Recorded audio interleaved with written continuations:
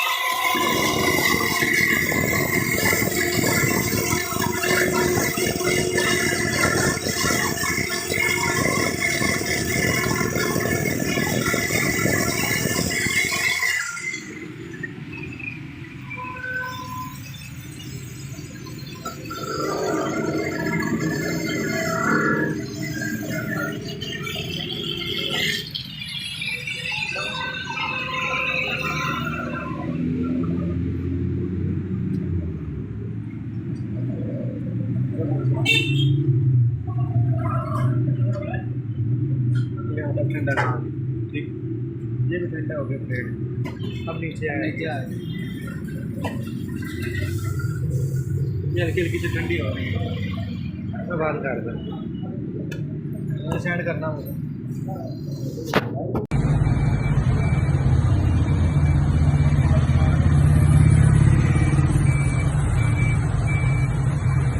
थोड़ा सा राड को गर्म कर लिया, ये ले गया है फ्लेम इस पर, ये सोल्डर करने हैं।